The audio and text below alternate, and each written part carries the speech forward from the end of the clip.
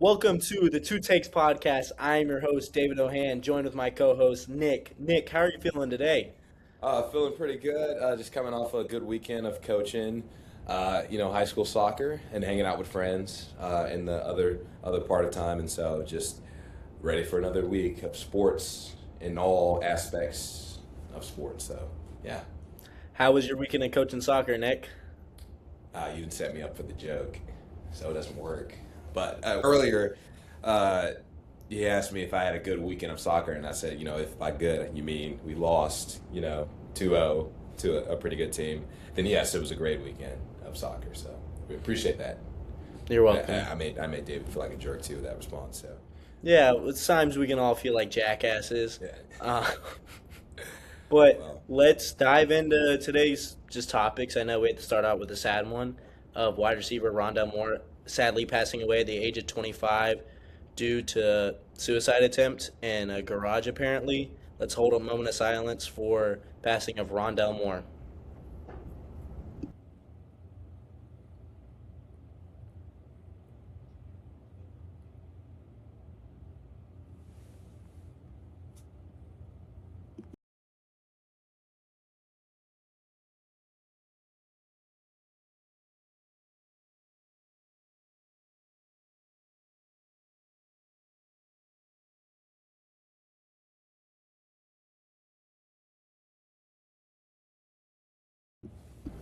yeah, guys. On a real serious note, um, suicide is nothing. Like nothing should never be taken lightly. And so, it's still under investigation on whether, it was, they said it was obviously a gunshot wound, but still under investigation whether it was suicide. But, if it was, like I said, very serious issue here. And it's just a reminder to all of you guys, we hear it all the time. We can't ever generalize suicide, but if you notice that, something's going on with someone that's close to you, a loved one, a friend, um, just make sure that they know that you're there for them and help them through those tough times. And um, like I said, should never be taken lightly, and we should never normalize it as well. So, yeah, that's all I got. 100% couldn't agree with you more. Like Pat McAfee says, be a friend, tell a friend something nice, it might change their life. And sometimes just somebody needs to hear it, and you never know. I hoop. Um, Now let's dish it on over to our next segment, college hoops. Some great hoops this weekend and week in general. Let's kick it off to our first game, Alabama versus Arkansas, double overtime thriller. Bama comes on top, 115 to 112. I'm gonna pass this one to you, Nick. yeah. Nick, give me your takes from the game and what Oh you my saw. gosh. Great Wednesday night, 6 o'clock game. Says right here that Coleman held 13,474 that night for that game. And that kind of just foreshadows what kind of game that was. And so, a little bit of context for me being at that game. I wasn't even supposed to be there. I was probably going to watch it on TV because I had to work that night.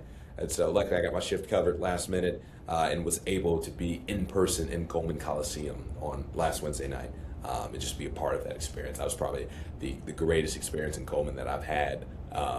If I don't remember another one, if another one doesn't come to mind, I can say that for sure. But oh my gosh! So if you told me that I would still be at Coleman Coliseum last Wednesday at almost 9 o'clock, I wouldn't believe you because that would mean that we would have to have gone into two overtimes, which did happen if you didn't know already. And so, like David said, just a crazy, crazy game ended up with that such high score, 115, 117. And, starting off that game, kind of unsure. Even we talked about it last week too, about our predictions on this game. And David, if you can remember what you said, you can shed that right now.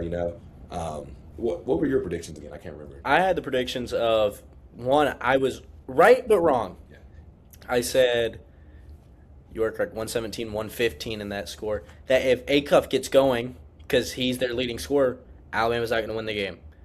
Acuff had 49, broke the freshman record of most points per game, and killed Alabama. But Bama still able to hang on and fight in it. I picked Alabama to win the game because I felt like we were hot. We were coming and we were in our house, and I just felt like we were the better team. And Phylon helped us with 35 points with Sherrell's 13 rebounds, and I think also foul trouble got Arkansas. Four of their players fouled out, and I think they played 8 players total before that, 7 players maybe.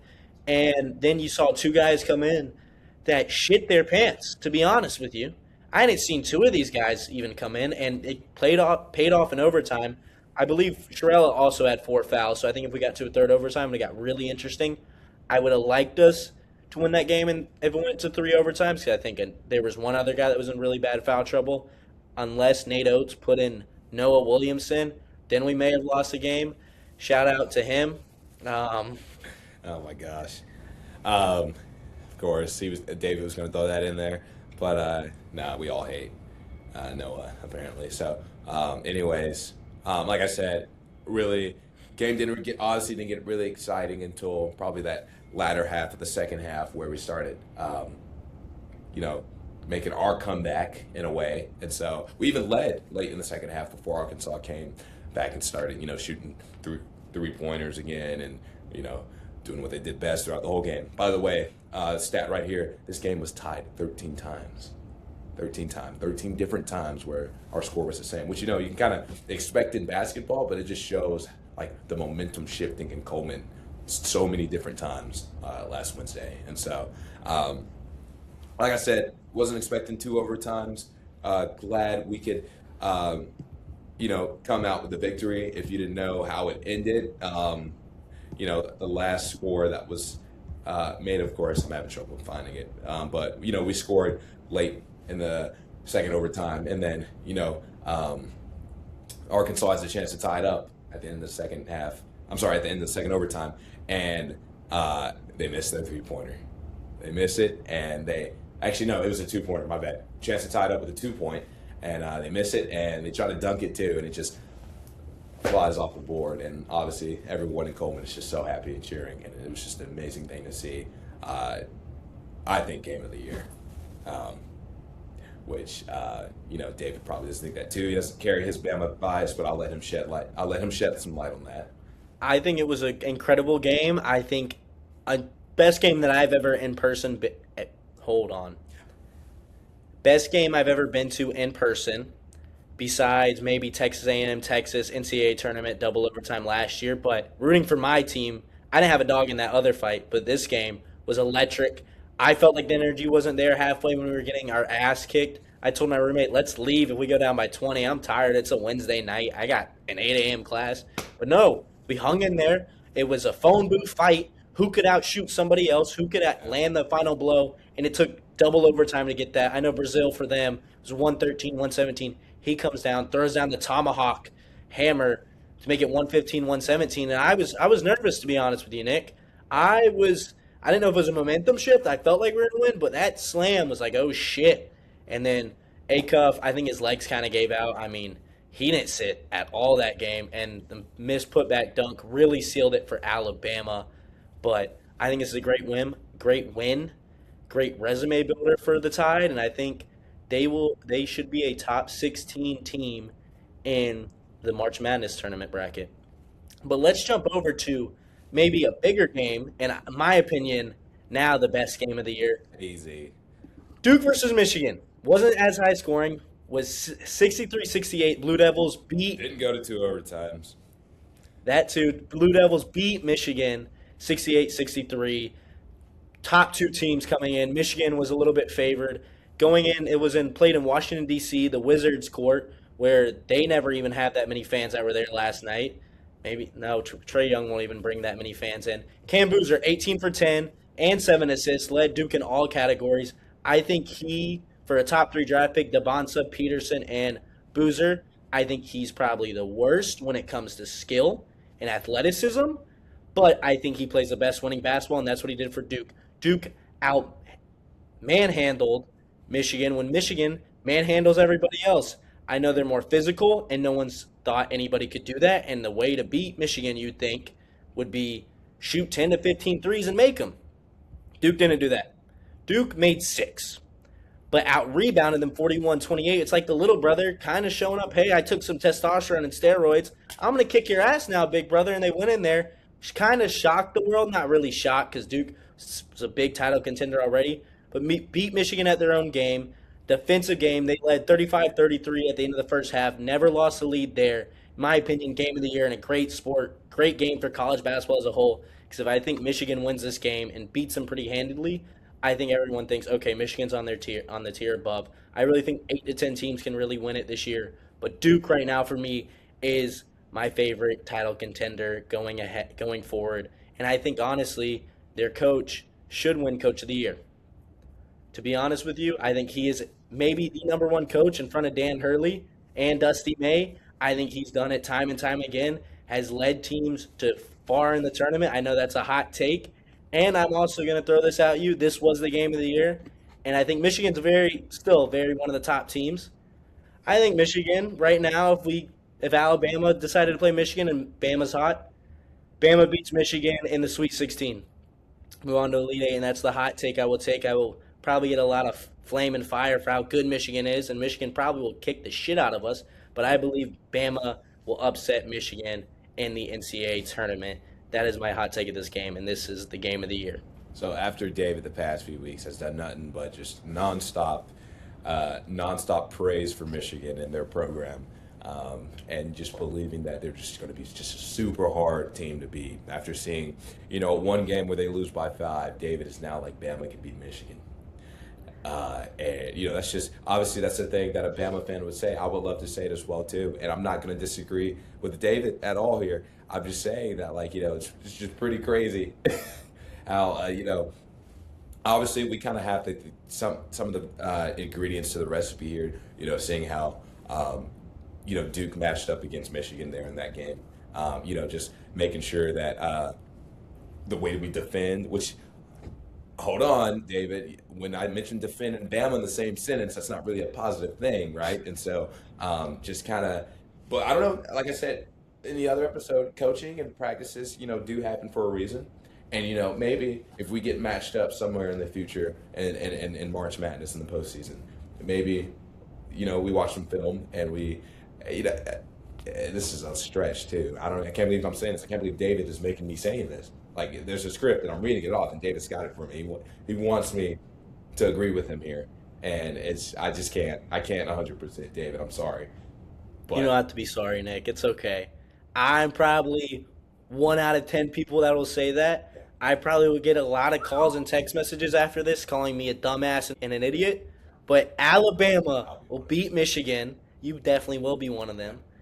Alabama will beat Michigan in the Sweet 16 or Elite 8. Coming off of shooting and making 23s in a game, and that's a shit ton, but that's the recipe to beat Michigan. Yeah. And to be honest with you, what's really going to happen, Michigan's probably going to beat Alabama by a 10-point game. Bama's going to keep it close in the first half, but defense, and they're going to not be able to shoot the lights out anymore. Just like every big game we've played, it's not been a student here, so, not every big game, not too much on that, but I feel like every game that matters. Anyways, though, no, I got faith in the boys. Anything could happen. It's March Madness for a reason. Anything happens in the postseason, so we don't know at this point, right? So yeah. I got a March Madness bug right now. We're 3 weeks away from Selection Sunday, some amount of weeks, and I'm excited. I have it in my bones, just ready to go. I'm ready for NCAA tournaments. Be on spring break, get to watch some games, get to talk about them, and see who busts some crazy upsets. I mean, come on. Hopefully. Round of 64 last year was kind of chalk. Yeah. But I'm excited, but I'm going to stick with my pick. Or we'll really see when we reveal our brackets, when the brackets do come out for Selection Sunday, what I really mean by that, because actions speak louder than words. Now, let's take it over to Alabama basketball. We'll jump back into that. Nick, I'm going to pass this one your way for the alley-oop. No pun intended. Yeah. Let's look at their week and what they have for their last 4 remaining games before they close out the regular season, before they go to Nashville for the SEC tournament. Well, as you know, we got to see our lovely team up US 82 in Stark Vegas, Mississippi State. That is a home game for us this Wednesday night. That should be a good game. I'm not going to tread too lightly on that. I don't like jinxing rival schools, anything like that. And Mississippi State, not a big rival, but our closest. That place is a shithole. Yeah, Stark Vegas sucks. I hate it. I'm going to go there next year for football. Really? Yeah. Yeah, it's an hour away. They come here for a Target. They come here to Tuscaloosa because they don't have a Target. So all the sorority girls down there, they gotta drive an hour and 30 minutes. It's crazy, dude. But anyways, That's Start Vegas. fun fact. Their Wow. basketball team. They're coming to Coleman Coliseum Wednesday night, and so that'll be another good home game on a Wednesday night for Alabama basketball. And then this weekend, we got to travel about 4 hours down the road to a dirty, dirty city in Tennessee, Knoxville, to see a team, a bigger rival, you would say, for the Alabama Crimson Tide, that goes by the name of the Tennessee Volunteers. And it's just kind of unfortunate that we have to go see them because we have lost five consecutive games against that team. I mean, Rick Barnes is just NATO's kryptonite. I mean, we haven't beaten them since January 15th, 2022. I was a junior in high school. Didn't even know that much about NATO and the Alabama basketball team. That is the last time we've beaten Tennessee. I think I was a freshman in high school. Jesus. Yes, probably so, because I'm a junior now and you're a freshman now in college. So that seems to. The math is mathing there. David. Math is mathing. But it's crazy. It's crazy. And so, maybe with this, also maybe our kryptonite for that game too is just having seems like when we had Charles Bediako, we had just some bad losses. And so I think David, we already talked about this. We love the guy, but he's just not. He doesn't mesh well with the rest of the team. And just their offensive standpoint and their offensive, the way they play. And so maybe it's kind of a rematch. Unfortunately, it is in Knoxville. It is at their stadium. I forgot the name of their stadium off the top of my head. Thompson Bulls Arena, I believe. I think so. Yeah. Oh yeah, Thompson. Yeah, I think so. So, that's kind of harder on us a little bit. But if we go out, we play great. We can probably keep it a close game. Might win, maybe, or other scenario, Tennessee just goes and runs with it. And so hopefully it won't be as bad as our other kryptonite, Florida Gators. And so, let's just hope for the best here. That is this Saturday, February 28th. And also for the rest of the season, after we play Tennessee, we got Georgia in Athens on March 3rd. And then we end the regular season with a great senior night versus Auburn in Coleman Coliseum. It's in the regular season on March 7th. That'll be a great game. I know they're 15-12, so they're treading, but they have one of the best out-of-conference schedules. Yeah. So they're still in the tournament when a lot of people think they shouldn't be. By the way, big win over Kentucky on Saturday. So. Auburn, yeah. I don't want to say big. I don't like Auburn. Why'd you have to say big? I mean, it is a big win. Big win. I didn't say it was good for anybody on the face of earth, but it was a big win. It does me no difference. You and I realize I know we're jumping off subject, their mascot shakes his head like this, and ours shakes his butt around. I will play the clip of Big Al in front of me during the Arkansas game of him twirling his ass. I don't know why Alabama... Don't like that. Continue, though. I don't know. Alabama mascots have a weird thing, weird tics, shaking your head or twirling you around your butt. Let's go Big back. Al does not need to be that fat. Anyways. Yeah. Man, Big Al. My hot take. What a mascot. Let's go. Alabama has a 31.5% chance to win at Tennessee. I'm going to pick, and I know we'll get to our game pick segment in a little bit. All I hear is Phylon. Alabama beats Tennessee. I think Bediako made the Tide worse. Now, would I want to debate, would I rather have Noah Williamson or Charles Bediako? I don't know. Noah Williamson makes me want to cry. I feel bad for the kid because I boo him when he comes out. Everyone I know boos him and goes, no, why are you putting him in? So I'm going to call it he wins us a game this year. I don't know which one. Maybe it's the Tennessee one. But the Tide beat Tennessee in a decently high-scoring game. Gillespie has a good day, but Nate Ament doesn't get going, and Amari Allen helps Phylon scoring. And I think the Tide will beat their rivals and show Tennessee, hey, this is our time. This is our SEC. Not really, because Florida still owns it, and they're the hottest team. They jumped up to 7 today, but I think Alabama gets a great win and could potentially go undefeated 4-0 and get a 3 seed in the tournament. Yeah. All you hear is Phylon. Well, I'll also hear Holloway. Sherrell. Allen. I mean, come on, you got to shed some light on those boys. They play great. So, they're all clicking together this Saturday. I think we get a win. So, that's my take on that. Yeah. God, Tennessee, don't love that place. There's nothing good about it. I think the only thing that came out of there is my dad graduating, and that was all right. But anything else, people there are all right. Don't really love them. Don't got a great relationship with Tennessee. But let's jump now into the college basketball version of college football playoffs of the 6-team early seed tournament they have right now. And this came out last Saturday, which definitely you could see already changed. Michigan number 1, Duke, Arizona, Iowa State at the number 1 lines. Houston, Illinois, Purdue, UConn at the 2 lines. Number 3 seeds are Florida, Kansas, Gonzaga, Nebraska. Number 4 are Virginia, Vanderbilt, Michigan State, and Texas Tech. Alabama is the first team out, with Arkansas right behind them. I like to think where the committee's heading. I don't think Texas Tech will be there because of Open being injured. I think he's done the rest of the season. I think Alabama should climb up there. I believe Vanderbilt's probably – a lot of stuff has already changed, so I think Florida should be a 2 seed, my personal opinion. I think they will be at the end of it, but I think this is shaping up to be a great tournament. I'm looking at 8 of these teams who I personally think can win it all, with Michigan, Duke, Arizona, Iowa State potentially. Houston's got a great shot. I know they lost their past 2. UConn's always a solid team. I think Florida and then Kansas with Darren Peterson, and there's a lot of controversy. It's getting loud over there about why the hell he isn't playing and who's in is here. Now time for our last segment of the day, pick segment.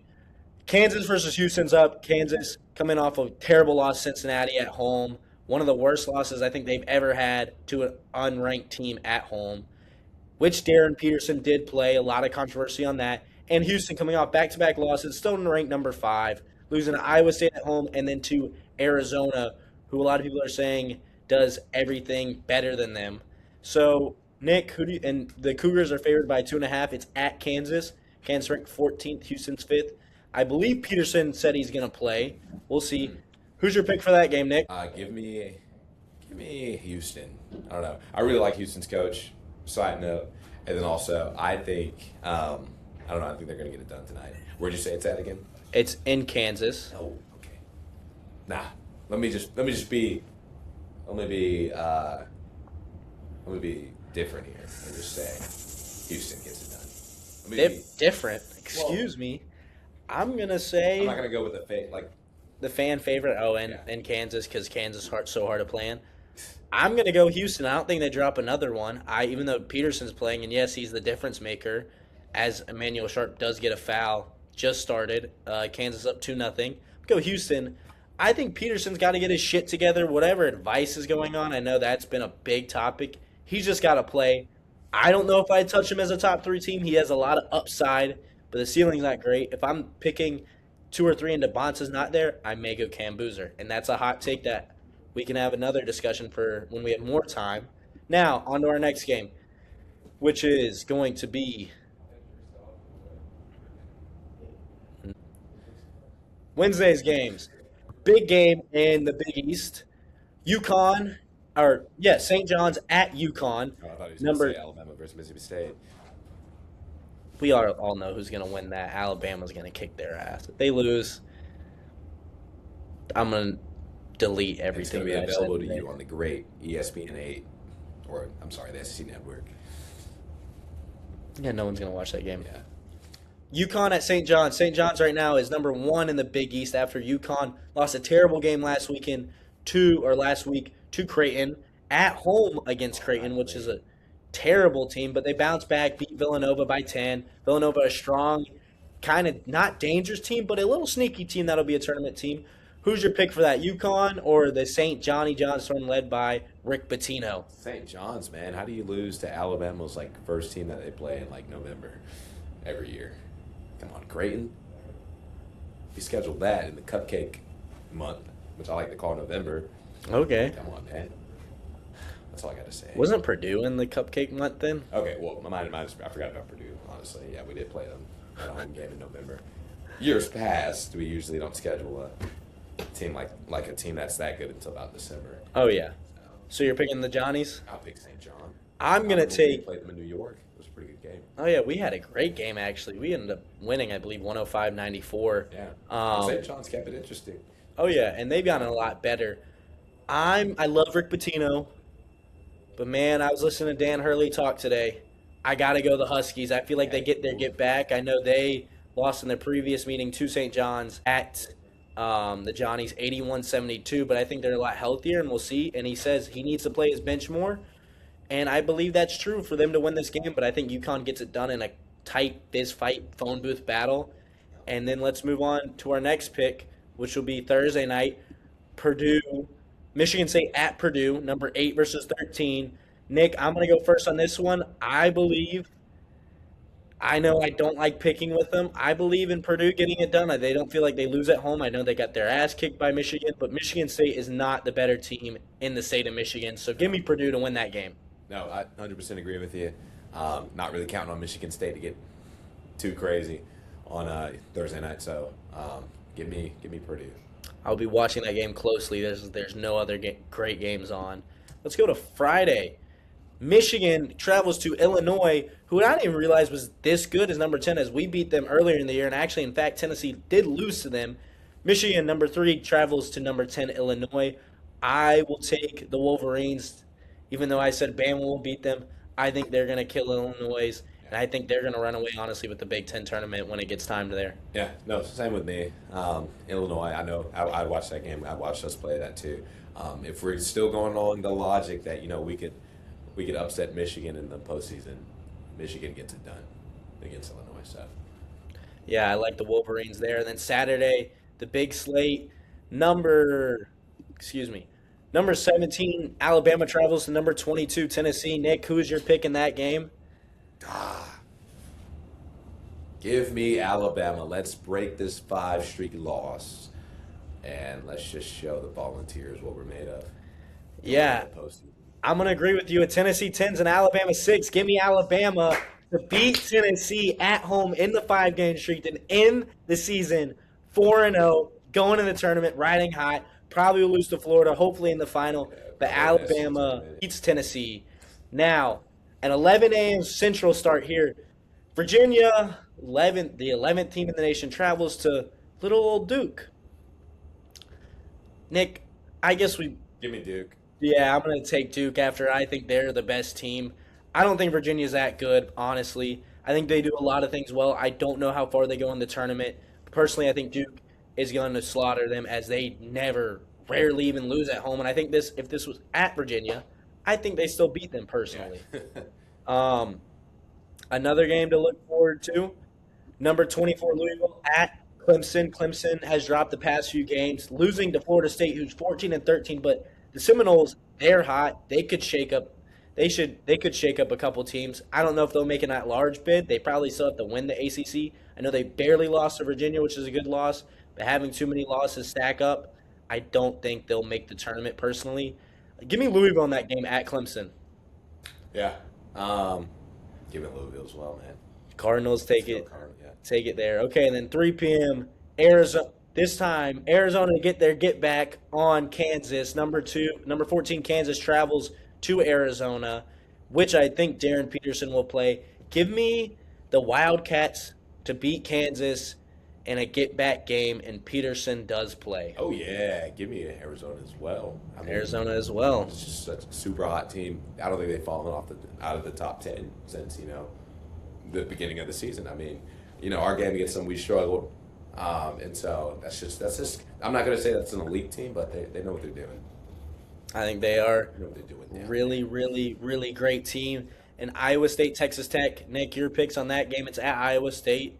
Iowa State not really riding high. They beat Houston. They beat Arizona, but then they dropped the game to BYU without Richie Saunders, but still has AJ DeBansa. So not a terrible loss, not a great loss. Nick, who do you have for that game? So speaking of Arizona, this Texas Tech team was that the same team that?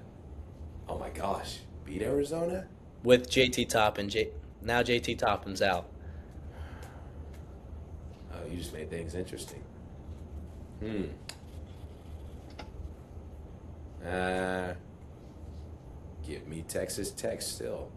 Do you still believe in the I still believe. the Red And Raiders? Lubbock. Yes. Maybe they'll throw tortillas What on it the is court. to be at a school that was, running and, well, I don't sound jealous here. I guess we are good at kind of, I don't know. Look, Texas Tech and football, an appearance in the playoffs. Didn't really go the way they wanted, but basketball team's kind of good too. That sounds like Alabama, honestly. So, I don't know. Yeah, but we don't have oil money. That's the difference. Yeah, that's true. Give me, and I know Alabama's probably paid players for years. That's besides the point. Give me Iowa State to beat Texas Tech. Oh, wow. Pretty handedly. This is where we differ. I'm gonna take Iowa State. I think they are a title contender still, even though I don't pick them as my number 1 through 4 team. I think they are the number 6 best team in the country, but I do think they beat Texas Tech in a pretty close, tight knit game. Now let's go down to Florida versus Arkansas. This game is College Game Day. This game is at Florida. It is College Game Day. Florida, number 7, plays Arkansas with the hot Darius Acuff. I'm going to take Florida to win this game pretty handedly because they do not lose at home. No, yeah, I'm going to take Florida too as well. They're not going to lose in the Stephen O'Connell Center down in Gainesville, Florida. With those fans. Todd, it's a good coach. I mean, as much as I hate them whenever we play them, they're going to get it done. And Arkansas, love Calipari. Acuff is a dog. I mean, we saw it in person Wednesday night. Man, if they can figure out how to not foul out, they might have a chance there. But give me Florida. Yeah, I think Florida handles this game pretty easily. So that's our pick segment. Let us know if you agree or you dislike it. Leave comments down and below. Give us your hot take so we can answer and what your thoughts are on the podcast. And give us things that we can improve on, we can make better. As we are signing off, I'm your host, David Ohan. My co-host, Nick Treadway. 2 takes. We'll be back at you in a couple weeks with our next big sports segment. Goodbye, everybody, and be a friend. Tell a friend something nice. It might change their life.